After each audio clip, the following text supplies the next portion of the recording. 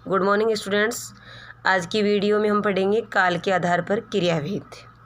क्योंकि पिछली वीडियो में मैंने आपको क्रिया की परिभाषा और क्रम के आधार पर उसके भेदों के बारे में बताया है। अब देखिए, क्रिया की परिभाषा और क्रम के आधार पर भेद कक्षा 10 और 12 के लिए काफ़ी हैं, लेकिन अन्य प्रतियोगी परीक्षाओं के लिए उतना काफ़ी नहीं है। इसलिए हम क्रिया को थोड़ा और ज़्यादा गहराई से लेते हैं। तो आज देखते हैं काल के आधार पर क्रियाभेद। अब देखिए, काल के आधार पर क्रिया के भेद क्यों किए गए, काल और क्रिया का क्या संबंध है। आज हम देखेंगे कि काल और क्रिया का क्या संबंध है, क्रिया के साथ काल को क्यों लिया गया है। क्रिया के साथ काल को इसलिए लिया जाता है, काल का क्रिया के साथ भाषा में प्रयोग इसलिए किया जाता है क्योंकि कोई भी घटना घटित होती है, कोई भी कार्य होता है, तो स्वाभाविक तौर से मनुष्य उसका समय जानना चाहता है। कभी भी हम किसी भी घटना के बारे में सुनते हैं तो पहला प्रश्न हमारा ये होता है कि कब घटित हुई, यानी उसका समय हम जानना चाहते हैं। तो इस प्रकार काल का शाब्दिक अर्थ होता है समय और क्रिया का शाब्दिक अर्थ होता है कार्य। तो परिभाषा हुई कि क्रिया के घटित होने के समय को काल कहते हैं, क्रिया के घटित होने के समय को काल कहते हैं। दूसरे शब्दों में हम जाने तो क्रिया का वह रूप जिससे उसके घटित होने के समय का पता चलता हो, क्रिया का वह रूप जिससे उसके घटित होने के समय का पता चलता हो, उसको क्या कहते हैं, काल कहते हैं। अब देखिए, काल 3 प्रकार के होते हैं, भूतकाल, वर्तमान काल और भविष्यत काल। और इन तीनों कालों के आधार पर भी क्रिया के 3 भेद कर दिए गए हैं। इन तीनों कालों के आधार पर क्रिया के भी 3 भेद कर दिए गए हैं। क्रिया के 3 भेद इस प्रकार कर दिए गए हैं, भूतकालिक क्रिया, वर्तमानकालिक क्रिया और भविष्यत्कालिक क्रिया।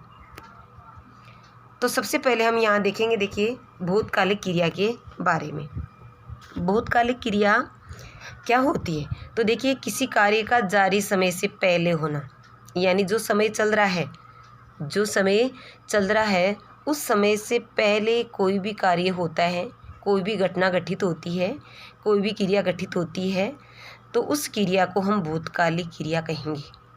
जो समय चल रहा है उससे पहले, चाहे वो 5 मिनट पहले, चाहे 3 मिनट पहले, चाहे 1 वर्ष पहले, चाहे कई वर्षों पहले जो कुछ घटित हुआ है उसको भूतकाल का माना जाएगा, और वो जो क्रिया घटित हुई है उस क्रिया को भूतकालिक क्रिया मानी जाएगी। अब देखिए, जो जारी समय है, जो समय चल रहा है, जो जारी समय है, उससे 5 मिनट पहले कोई घटना घटित हुई है या 1 वर्ष पहले कोई कार्य हुआ है, तो वो सब भूतकाल में माना जाएगा। चाहे क्रिया 1 घंटे पहले घटित हुई हो, चाहे कई वर्षों पहले घटित हुई हो, चाहे कई महीनों पहले घटित हुई है, तो उसको भूतकालिक क्रिया कहा जाएगा। अब उसकी और अधिक जानकारी लेने के लिए कि क्रिया अभी 2 मिनट पहले घटित हुई है या कुछ समय पहले घटित हुई है या पहले से अभी तक चल रही है, जो पहले शुरू हुई है अभी तक चल रही है, इनमें अंतर जानने के लिए भूतकालिक क्रिया के भी पुनः कई उपभेद कर दिए गए हैं। जो मैंने अभी आपको बताया कि जारी समय से 1 मिनट पहले काम होता है तो वो भी भूतकाल में जाएगा, और 1 महीने पहले होता है वो भी भूतकाल में, और कई वर्षों पहले होता है वो भी भूतकाल में। तो इनमें अंतर पहचानने के लिए कि कार्य जो भूतकाल में हुआ है वो अभी हुआ है या कुछ समय पहले या कुछ वर्षों पहले हुआ है, या पहले से शुरू होकर अब तक चल रहा है, जो पहले से शुरू है लेकिन अब तक चल रहा है, इनको अलग अलग समझने के लिए भूतकालिक क्रिया के पुनः कई भेद कर दिए गए हैं। उनको कहते हैं भूतकाल के उपभेद, उनको कहते हैं भूतकाल के उपभेद। तो देखिए, भूतकाल क्रिया की परिभाषा तो इस प्रकार हुई कि किसी कार्य का जारी समय से पहले होना भूतकालिक क्रिया कहते हैं, और जारी समय से पहले भी कब हुई है, 1 मिनट पहले हुई है, 5 मिनट पहले हुई है, कई महीने पहले हुई है, कई वर्षों पहले हुई है। इसको पुनः एक बार जानने के लिए भूतकालिक क्रिया के भी कई उपभेद कर दिए गए हैं। तो उन उपभेदों में इसके भूतकाल के पुनः 6 उपभेद कर दिए गए हैं, जिनमें सामान्य भूतकाल, आसन भूतकाल, पूर्ण भूतकाल, संदिग्ध भूतकाल, अपूर्ण भूतकाल और हेतु मद भूतकाल। अब देखिए, इनको हम अलग अलग कैसे पहचानेंगे, अलग अलग कैसे समझेंगे।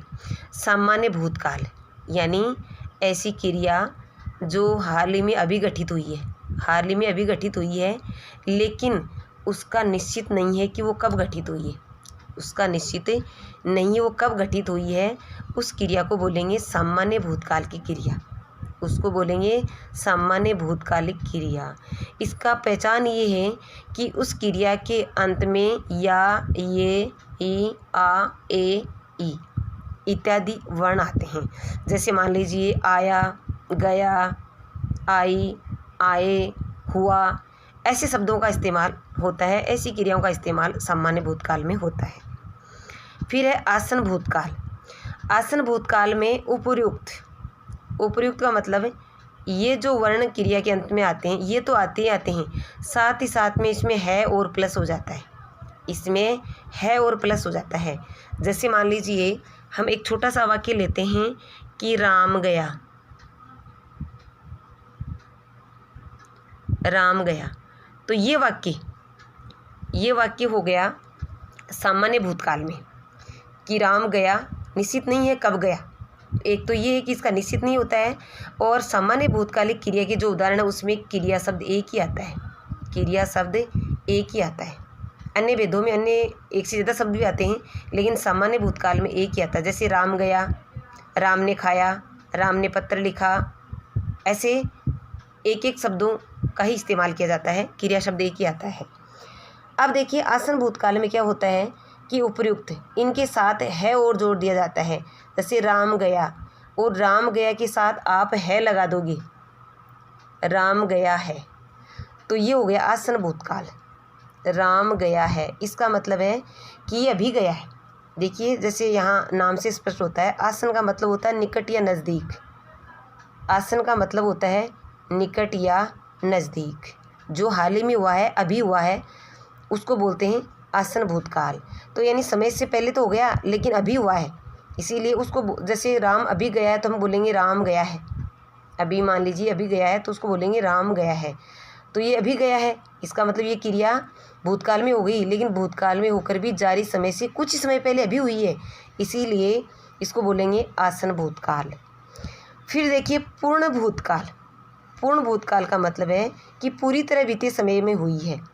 तो इसकी पहचान इस तरह होगी कि जैसे गया है, ये तो होंगे, साथ ही साथ उपर्युक्त में था और जोड़ दिया जाएगा।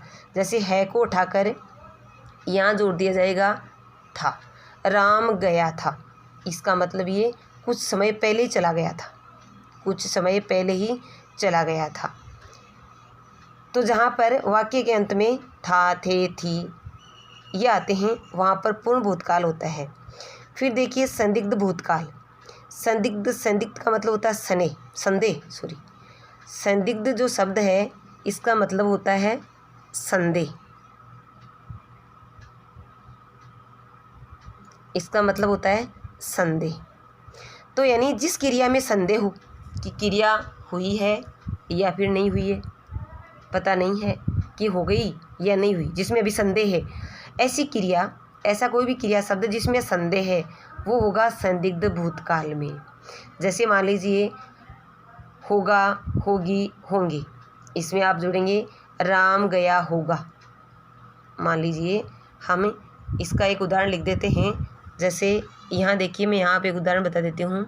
राम गया होगा, राम गया होगा, राम गया होगा। अब गया होगा पूरी तरह पता नहीं है कि राम गया है या नहीं है, संदेह है कि यही हो सकता है या फिर चला गया होगा। तो जिस क्रिया के अंत में होगा, होगी ये जो शब्द आते हैं वो क्रिया संदिग्ध भूतकाल में होती है। फिर देखिए अपूर्ण भूतकाल। अपूर्ण भूतकाल का मतलब है कि जो क्रिया भूतकाल से चल रही है, यानी जारी समय से पहले से वो शुरू है, चल रही है और अब तक वो पूरी नहीं हुई है, अब तक वो पूरी नहीं हुई है।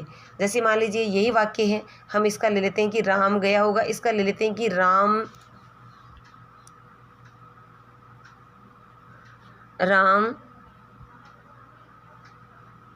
जा रहा था, राम जा रहा था।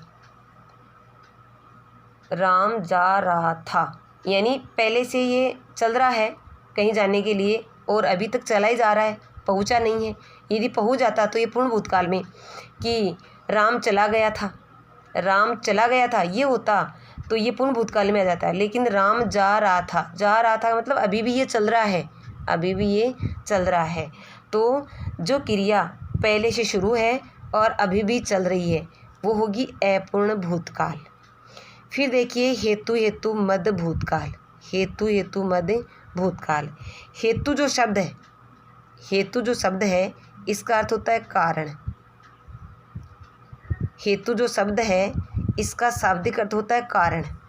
हेतु शब्द का शाब्दिक अर्थ होता है कारण। तो देखिए इसमें क्या पहचान है इस भूतकालिक क्रिया की। इस भूतकालिक क्रिया की पहचान है कि इसमें यदि और तो शब्दों का इस्तेमाल किया जाता है।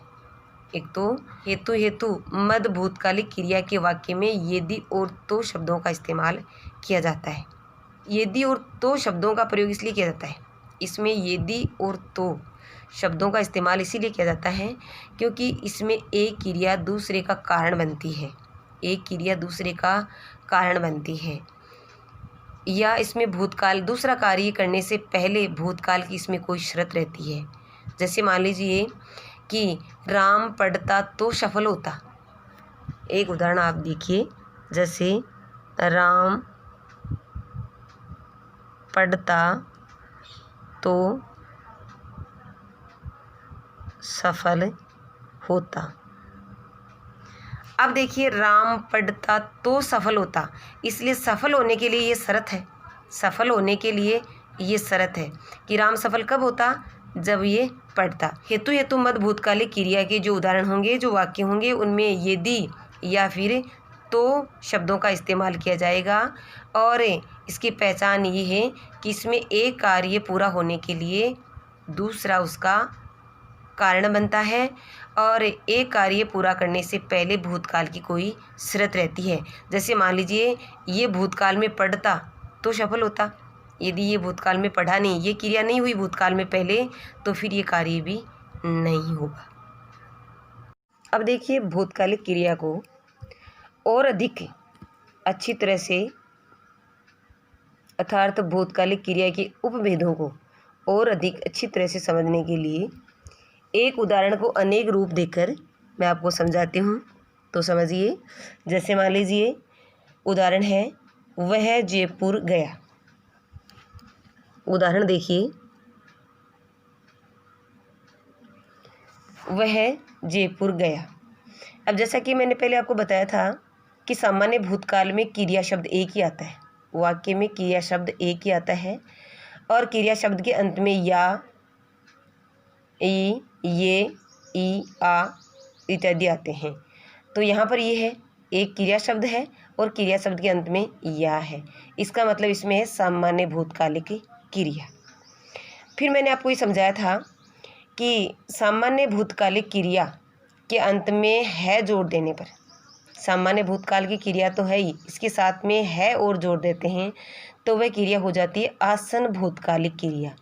क्योंकि जैसे ये है वह जयपुर गया है, यानी सामान्य भूतकाल है वह जयपुर गया और इसमें जोड़ दिया है, वह जयपुर गया है।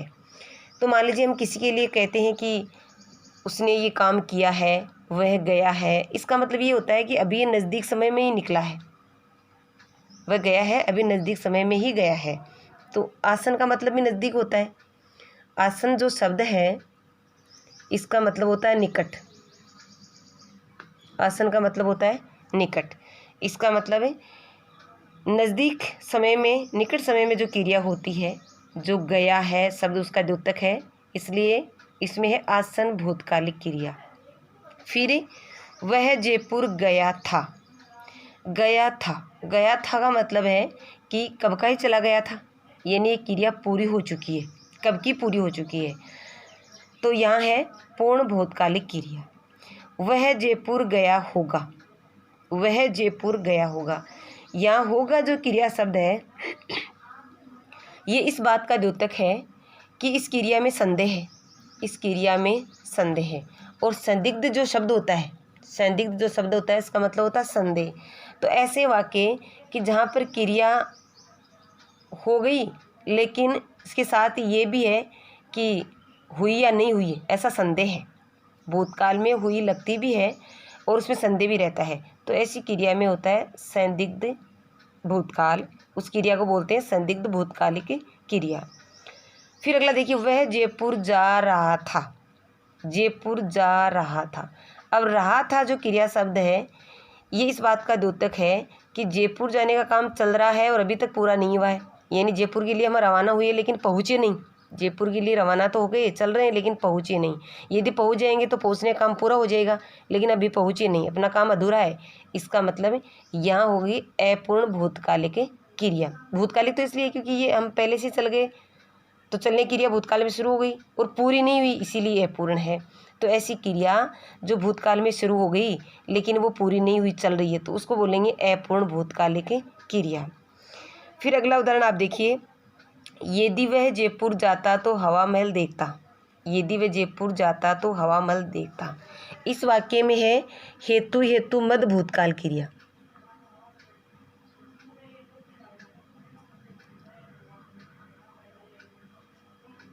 हेतु हेतु मद भूतकालिक क्रिया। हेतु हेतु मद भूतकालिक क्रिया क्यों है?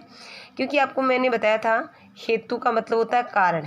हेतु का मतलब होता है कारण। जहाँ पर एक क्रिया पूरी होने के लिए दूसरी क्रिया उसका कारण बनती है, एक क्रिया पूरी होने के लिए दूसरी उसका कारण बनती है, दूसरी क्रिया उसके लिए शर्त होती है, वहाँ पर होती है हेतु हेतु मद भूतकालिक क्रिया। और हेतु हेतु मद भूतकालिक क्रियाओं के उदाहरण में और उनके वाक्य में यदि और तो शब्द का प्रयोग किया जाता है। जैसे यहाँ देखिए, यदि वह जयपुर जाता तो हवा महल देखता। अब हवा महल देखने के लिए शर्त है कि जयपुर जाना पड़ेगा, जयपुर नहीं जाओगे तो हवा महल नहीं देखा जाएगा। इसका मतलब ये क्रिया इस क्रिया को संपन्न होने के लिए शर्त है, ये इस क्रिया का ये कारण है। तो जहाँ ऐसी भूतकालिक क्रिया कि एक क्रिया दूसरे के उदाहरण होती है, एक क्रिया पूर्ण होने पर ही दूसरी क्रिया संपन्न होती है, तो पहली क्रिया दूसरी की शर्त बन जाती है। जो पहले क्रिया भूतकाल में हो जाती है फिर वो दूसरे के लिए शर्त बन जाती है।